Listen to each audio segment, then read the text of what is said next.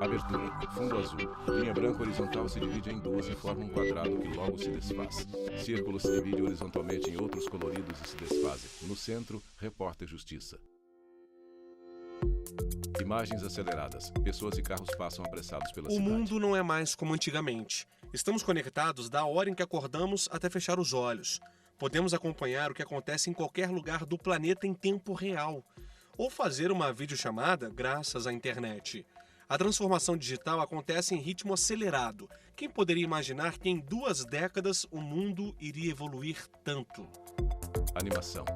Continentes O conectados. mundo na palma da mão. Repórter Leonardo Passar algumas Ferreira, horas Brasil sem DF. celular é como parar no tempo. A tecnologia muda a forma de se comunicar, de produzir, de consumir, as relações, os hábitos, a nossa rotina. A transformação digital é um processo de aperfeiçoamento de qualquer atividade usando a tecnologia como aliada.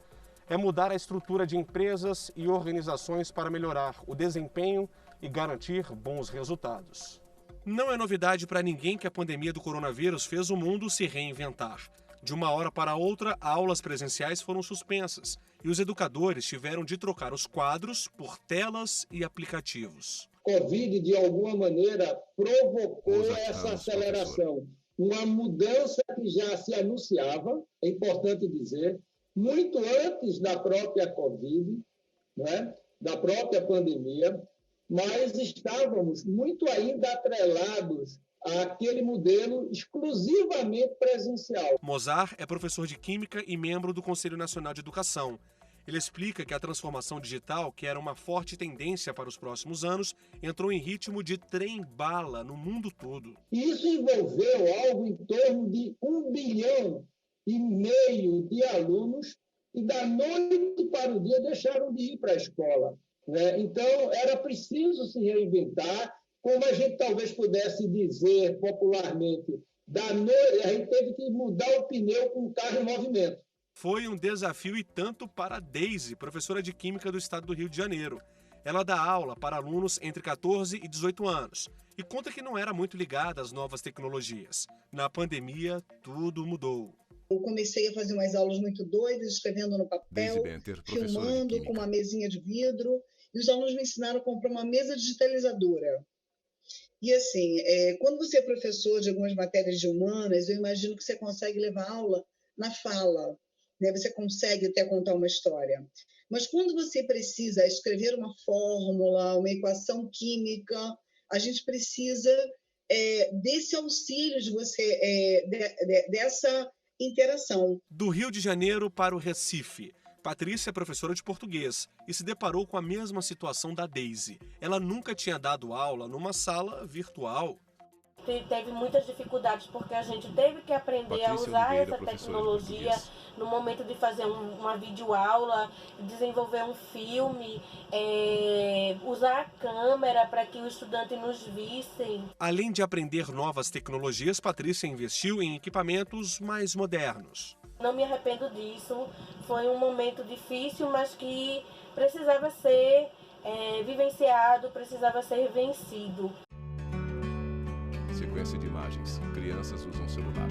Danilo é aluno do 3º ano da professora Patrícia. Assim como muitos colegas, o maior desafio do ensino remoto foi ter acesso aos equipamentos digitais e à internet de qualidade. É necessário muitas vezes pedir o celular emprestado a vizinhos, aos pais, a familiares, para que você pudesse continuar dando continuidade à sua jornada educacional no ano de 2020 e até nesse ano mesmo, uma vez que no ano de 2021 continuará sendo uma realidade. O acesso à educação é um direito previsto na Constituição Federal. Conversamos com este advogado. Ele explica que alunos que não têm acesso à tecnologia não podem ser prejudicados. Na impossibilidade onde que o aluno não consiga ter acesso diante de falta de sinal de internet, falta de um bom celular, falta de equipamentos de informática, ele tem que receber um CD, um pendrive, né, um HD, mas ele tem que receber essa informação. Então, nós temos uma prática que envolve direito constitucional, direito educacional, mas uma prática que podemos levar, inclusive, para a relação do consumo. Perguntamos ao advogado qual a orientação para quem não conseguiu estudar na pandemia. Ele fala sobre ações indenizatórias contra estados, municípios e a União. E nós não temos ainda decisões nem de primeiro grau. Então é algo muito novo, que ainda depende de uma análise mais concreta para que a gente possa, no futuro, ter mais jurisprudência. Sequência de imagens. Professor da aula. Mãos digitam em teclado. Aldineide é diretora de uma escola do Recife. Ela explica que logo no começo da pandemia acompanhou de perto os alunos que tinham mais dificuldade para assistir às aulas online. Foi quando a gente começou a fazer monitoramento de estudante que tinha tecnologia, estudante que tinha Aldineide conexão. Queiroz, a gente começou a emprestar tablet para atender os estudantes que não tinham essa tecnologia. Nós fomos nessa busca ativa. Todos os meses, quinzenalmente, a gente estava ali fazendo essa busca ativa de estudantes que não estavam trabalhando, que não estavam conseguindo acompanhar as aulas. Nossa reportagem também conversou com Raquel Vilardi, doutora em letras pela Universidade Federal do Rio de Janeiro. Ela explica que é preciso investir em políticas sociais de acesso a novas tecnologias nas escolas e universidades de todo o país. Nós precisamos ter políticas de fazer chegar equipamentos e, principalmente, políticas de conectividade que não deixem de fora nem as instituições, nem estudantes e professores. Internet e banda larga vai ser o caderno e o lápis do século XXI. Não tem alternativa mais. A educação pós-pandemia não vai ser a mesma. O ensino híbrido, por exemplo, discutido entre os especialistas, é uma metodologia que une os aprendizados presencial e virtual. Para o professor Mozart, o que era previsto para o futuro, hoje é realidade. A tecnologia vai dar sentido para muitos temas que antes o professor escrevia na lousa. E ele, em lugar de escrever na lousa, ele pode, por exemplo, fazer um tema da sua aula, uma pesquisa em que os alunos, tendo internet e banda larga, vão começar a trabalhar em grupo, portanto, desenvolver a competência que é tão importante para se viver no século XXI, que é a colaboração, trabalhar em time, resolver problemas complexos. Sequência de imagens. Criança usa tablet. Videoconferência. Mulher grava vídeo. A aprendizagem traz desafios que não dependem exclusivamente do esforço dos educadores. É preciso engajamento de toda a rede de ensino, dos estados e do governo federal. A transformação digital na educação precisa de projetos para empoderar o ambiente de ensino. Rony é diretor de inovação de uma empresa focada em tecnologia educacional. Quando a gente fala de uma metodologia digital de aprendizagem, a gente está falando de uma série de recursos, práticas, né, que podem ser utilizadas empregando a tecnologia para melhorar esse processo de ensino-aprendizagem. O objetivo é formar cidadãos conectados com o futuro, dando suporte para atender às necessidades de gestores, professores e alunos. Lembra que nós mostramos há pouco a dificuldade dos educadores em colocar em prática a tecnologia educacional? A gente vai entender que é o suporte atendimento, a gente vai colocar professores de plantão para tirar as dúvidas do professor, uma espécie de botão do pânico.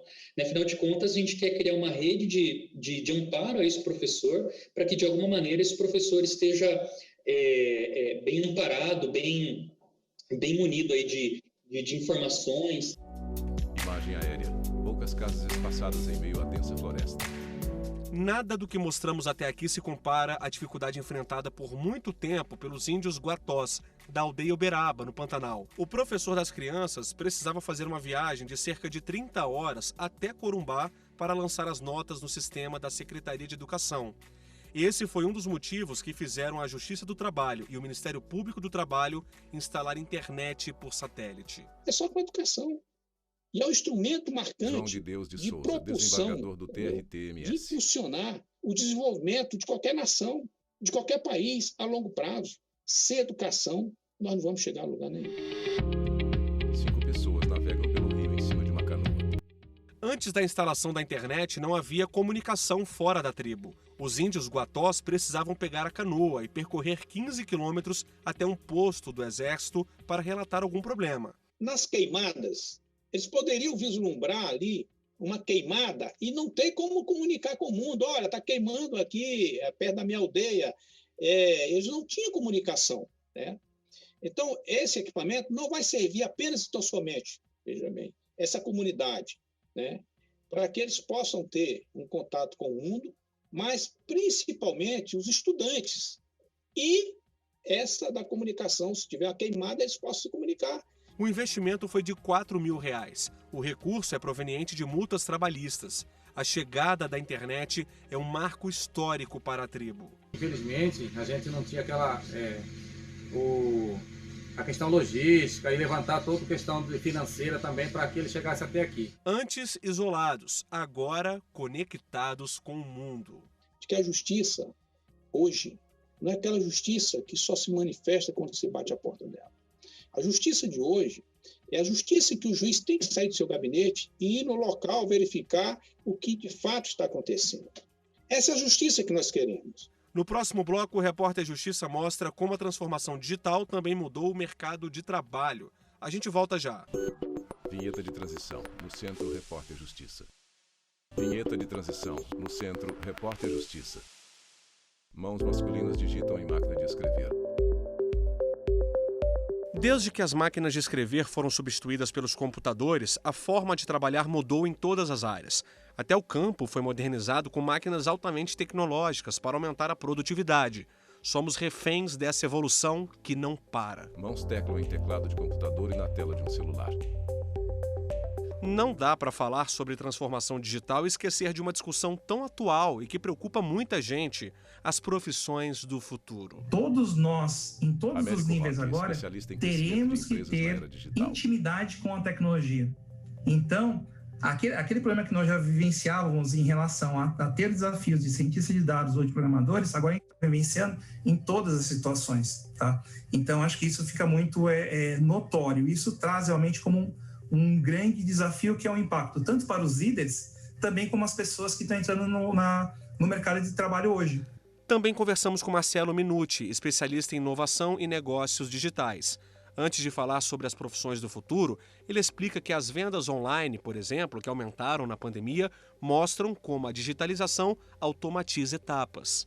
Hoje você entra no aplicativo, Marcelo Minuti, você mesmo procura ali na lista de produtos ofertados o que tem em estoque, o que não tem, o próprio sistema dá para você isso.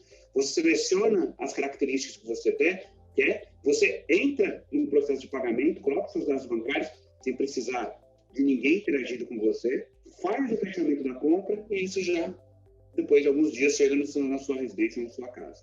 Usando ainda o exemplo que o especialista citou, percebe que do início ao fim, algumas funções foram atribuídas ao próprio consumidor. Para isso é preciso investir em tecnologia. É uma corrida atrás do ouro. Aliás, uma competição por conhecimento e tecnologia para os negócios.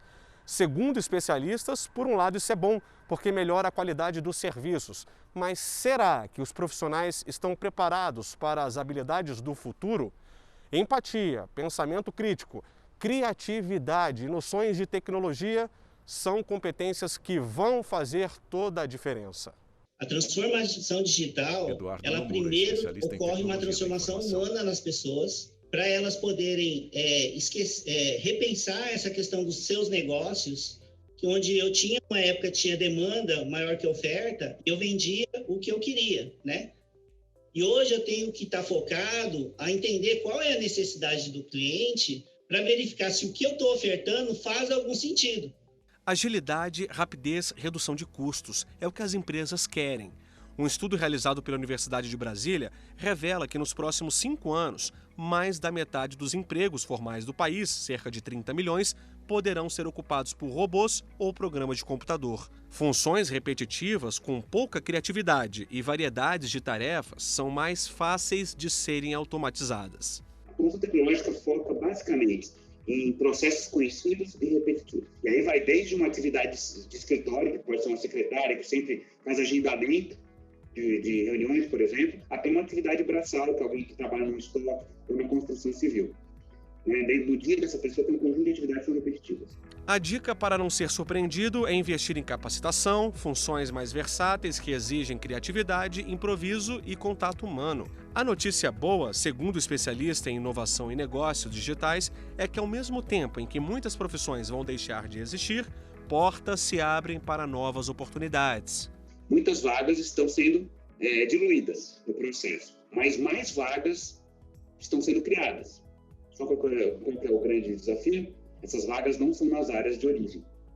Elas exigem um conjunto e um portfólio de competências diferentes para esse trabalhador conseguir contribuir para a empresa que ele faz parte. Por mais digital que você seja, o relacionamento é um grande diferencial dentro desse momento digital. Como eu atendo, como eu me relaciono. Você vê que a humanização, ela é importante caminhar junto. No bloco anterior, mostramos como a pandemia fez com que educadores do mundo todo migrassem para o digital. Foi assim em todos os segmentos. O Wellington tem uma consultoria em tecnologia da informação em São Paulo. Com isolamento social, os funcionários começaram a trabalhar em home office. A pandemia acelerou algumas tendências que já vinham acontecendo. O home office ele acontecia nas empresas de tecnologia, mas eram coisas pontuais. Isso agora deixou de ser o pontual para ser o padrão, e o pontual agora é a presença no escritório. O Wellington economizou. Mais do que isso, o trabalho remoto permitiu que ele contratasse funcionários de outros estados. E o melhor, sem ter de aumentar o espaço físico da empresa. Nós dobramos o número de funcionários quase. Nós contratamos aí um número muito grande de funcionários durante a pandemia e praticamente todos eles de fora de São Paulo. Nós temos profissionais de Goiás, de Recife, de Minas, do Rio de Janeiro, de cidades do interior menores aqui de São Paulo. E eu acho que talvez uma dessas contratações foi feita aqui em São Paulo. O empresário quer investir no modelo mais flexível, o híbrido. Uma parte dos funcionários em casa, a outra presencial. As vantagens são uma via de mão dupla. O colaborador tem mais comodidade e qualidade de vida. Isso sem contar que ajuda a diminuir o trânsito e a poluição. É muito mais fácil agendar alguns serviços aqui para casa, como visita de eletricista e coisas do tipo, né? Além do menor tempo gasto com trânsito, deslocamento e estresse disso, né? Voltar a trabalhar de forma presencial está fora dos planos. Ele conta que para ter um bom desempenho em casa é preciso se organizar. Saber compartimentar o momento de trabalho, as atividades de trabalho, das demais atividades do dia a dia, para você parar o trabalho e seguir com o restante do seu dia. O teletrabalho é previsto na CLT, com uma prestação de serviços preponderantemente fora das dependências do empregador, com a utilização de tecnologias de informação e de comunicação, que por sua natureza não se constituam como trabalho externo. Então ele tem que estar disponível, obviamente, no horário que seria o horário dele de trabalho. Deveres dos dois lados. A advogada explica ainda que o empregador é responsável em fornecer os equipamentos e serviços necessários para o desempenho da função. Você precisa do equipamento, ele leva esse equipamento em consignação, assina um termo, mas o empregador ele fornece o equipamento para ele poder trabalhar de casa. A internet, como diz você, essa internet melhor, quem tem a obrigação de fornecer, porque é para executar os seus serviços, é o empregador. O repórter Justiça também conversou com Daniel Marques. Ele é diretor executivo de uma associação criada há 4 anos para apoiar o desenvolvimento de empresas que ofertam produtos ou serviços inovadores por meio de recursos tecnológicos, voltados à área jurídica. Ele explica que há 2 anos foram mapeadas 20 empresas com esse tipo de tecnologia no país. Hoje são mais de 500. Se alguém tinha dúvida que as novas tecnologias elas são importantes para o judiciário, essa dúvida caiu por terra. Porque se não fosse pelas novas tecnologias, a gente teria praticamente parado, o Brasil não teria funcionado, e em especial o judiciário. Muito pelo contrário, através de audiências online, através de ferramentas que conectassem as pessoas através de trabalho remoto, né, a justiça continuou funcionando em alguns pontos até melhor. É a digitalização da justiça. A automação dos serviços e a inteligência artificial estão presentes nos tribunais do país. O jurídico 4.0, o jurídico do futuro, é um jurídico que busca conciliar em primeiro lugar, antes de ir para o litígio. Uma outra coisa também muito bacana que o judiciário está fazendo, no âmbito do CNJ, é a criação do PDPJ, seria um novo PJE, que seria como se fosse um marketplace capaz de conectar, através de APIs, né, soluções dos próprios tribunais. A tecnologia também muda os modelos de negócios. As startups e os espaços compartilhados são exemplos disso. Agora você já ouviu falar nas aceleradoras? São empresas que apoiam, dão visibilidade e investem no crescimento de startups. E a gente apoia esses pequenos empreendedores, cofundador da aceleradora Vale do desenvolver seus negócios. A gente tem negócio no nosso portfólio da área de alimentação. Aqui na Bahia tem uma tradição muito grande, né, da alimentação, uma alimentação muito rica e diversa. A gente tem também empresas na área de game, empresas na área de tecnologia aplicada, tecnologia de modo geral, a gente tem empresas na área de moda, a gente tem empresas na área de produção. Então, tem digamos assim, um cenário muito grande com um pano de fundo o tema da economia criativa, né? Mais de 120 empresas já foram apoiadas pela aceleradora do Paulo. O trabalho foi reconhecido. Há 2 anos, ele foi convidado para um encontro privado com o ex-presidente americano Barack Obama e foi o único brasileiro a dar uma palestra na inauguração da Fundação Obama, em Chicago, nos Estados Unidos. Um cenário que está vendo aí tanta a fuga das grandes corporações do Brasil, um cenário de automação tecnológica muito grande, então as empresas estão contratando menos, existem menos oportunidades nas grandes empresas, né? Infelizmente, isso é um fato e temos que lidar com essa realidade, né? E gerar oportunidades de negócio. Voltamos a conversar com um especialista em crescimento de empresas na era digital. Ele explica que um dos desafios para o Brasil nas próximas décadas é o investimento necessário em tecnologia e inovação para exportar serviços e produtos. Mais de 70% das empresas globais do mundo, elas entendem que o projeto é de longo prazo de transformação, então você tem que ter uma visão de retorno a longo prazo, tá? E no Brasil, isso chega aproximadamente a 50%. Ou seja, é uma disparidade muito grande. Nós vivemos num mercado brasileiro onde o desafio para o pequeno, médio, grande é sempre ao próximo mês. Pessoas usam computadores portáteis e computadores pessoais. No próximo bloco, vamos mostrar como a transformação digital deixou o consumidor mais conectado e exigente. A gente volta já. Vinheta de transição, no Centro Repórter Justiça.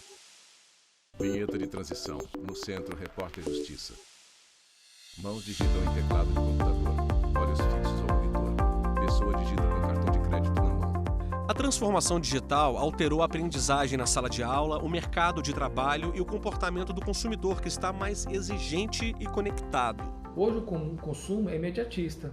Nos dias atuais, podemos realizar compras de supermercado pelo aplicativo do celular ou pelo site. Inclusive, até agendar o horário de entrega dessas mercadorias, que podem ser centenas. Com a popularização da internet, o consumidor passou a pesquisar mais. Com alguns cliques, ele tem as informações que ajudam na decisão da compra. Muita gente tem trocado as lojas físicas pelas virtuais.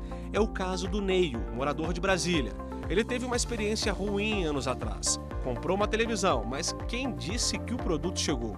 Fui pelo preço mais barato, só que a empresa não era uma empresa confiável e acabou não me entregando o produto. Eu fui para o Procon. O professor não queria mais saber de compras online, até começar o isolamento social. A experiência mudou completamente, porque eu acho que a própria forma de vender já estava assim mais disseminada por todas as pessoas e principalmente a gente sentia mais segurança. Dar uma segunda chance valeu a pena. Hoje, o que ele pode, compra pela internet. Eu comprei roupa, comprei equipamentos eletrônicos, comprei produtos de informática e tenho comprado assim de forma regular. A pandemia também impulsionou o Walter a trocar o banco convencional pelo digital. É bem diferente, né? A gente acaba se acostumando ao físico, mas o digital acaba sendo muito mais fácil, muito mais prático, né? Traz uma segurança. Fora isso, na questão do hobby, assim, passei a jogar muito mais videogame, que é algo que eu gosto. E nisso, o próprio videogame possibilitava que a gente fizesse compras, né, de jogos. Nesse tempo de pandemia teve muita promoção. Ele não só aproveitou as promoções da internet, como tirou do papel um projeto antigo. Virou empreendedor. Junto com a minha irmã e meu cunhado, também tinha uma ideia de uma hamburgueria. E isso, graças a esses aplicativos de entrega, de delivery, a gente conseguiu tocar aí. Então, algo bom que aconteceu foi realmente isso, essa empurrãozinho para conseguir ir para essas facilidades, né, do mundo digital. Consumidor criterioso, empreendimentos engajados. Um consumidor aqui do Brasil consegue ter acesso especialista em inovação e negócios digitais da Tailândia, de outro país. Um empreendedor também consegue ter acesso a melhores práticas, a tecnologias que estão sendo aplicadas por empresários em outros lugares. O que acontece? Isso vira uma corrida do ouro.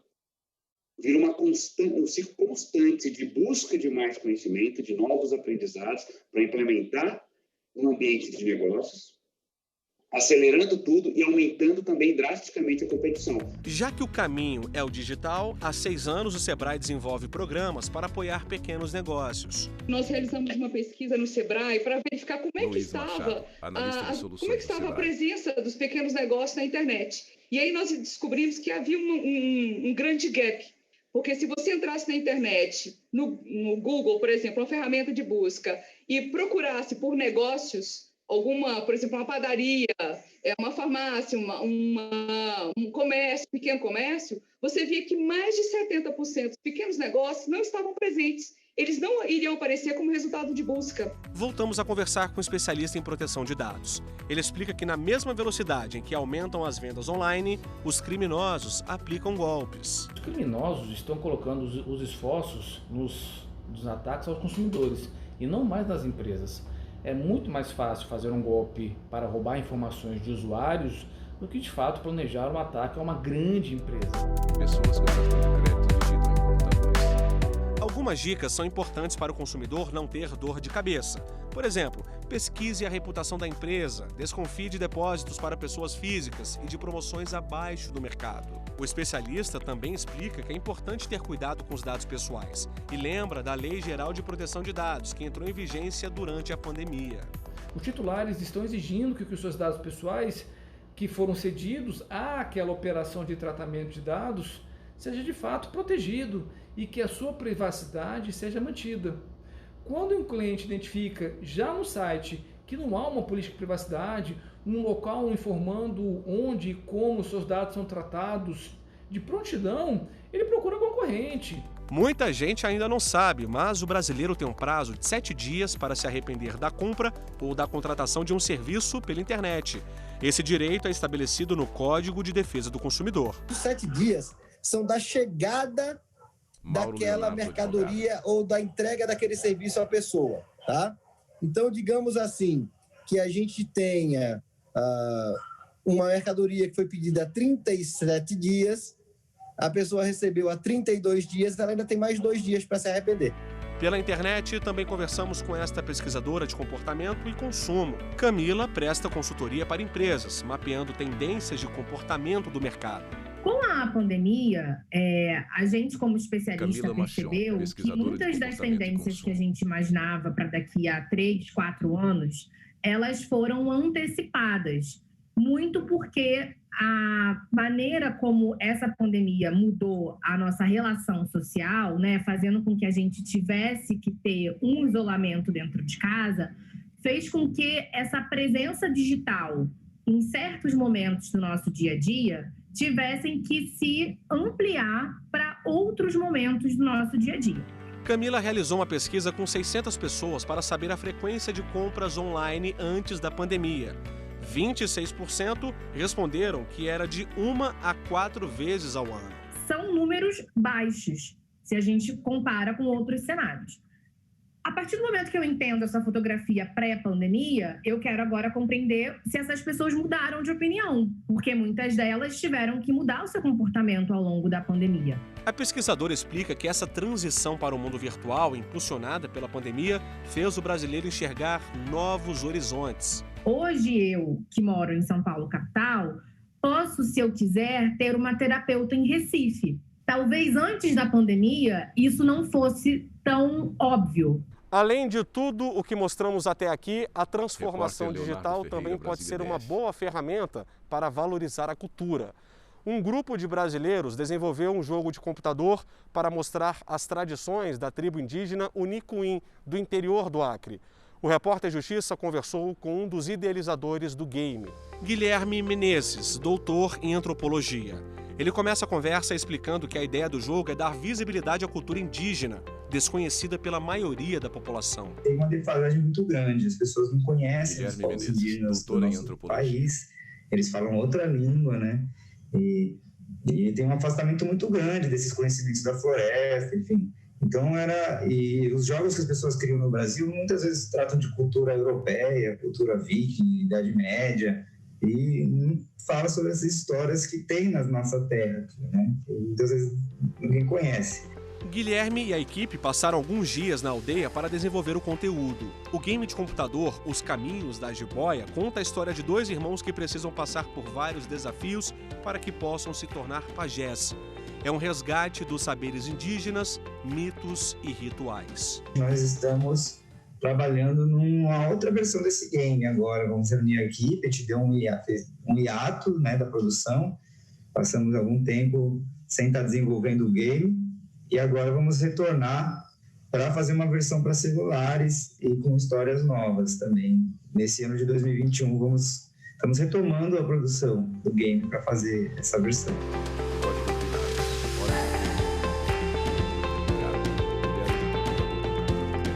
E assim a gente termina o Repórter Justiça desta semana. Já segue o nosso perfil no Instagram, é o TV Justiça Oficial. No YouTube, o canal é o mesmo. Se quiser entrar em contato com nossa produção, o e-mail é o reporterjustiça@stf.jus.br. Até a próxima. Créditos finais. Produção Thalita Oliveira. Reportagem Leonardo Ferreira. Edição de texto Leonardo Ferreira. Figurino Thalita Oliveira. Cinegrafia Jefferson Martins. Assistência técnica Kleber Leite. Edição de pós-produção Daniel Cajueiro e Rafael Duarte. Videografismo Lucas Matias. Audiodescrição visual áudio. Roteiro Kainan Leão. Narração Valmir Nascimento. Núcleo de programação Rosa Oase. Núcleo técnico Fábio Guedes. Núcleo de produção de programas Flávia Soledade. Supervisão Coordenadoria de Gestão da TV e Rádio Justiça. Secretaria de Comunicação Social STF. Realização TV Justiça Essencial 2021.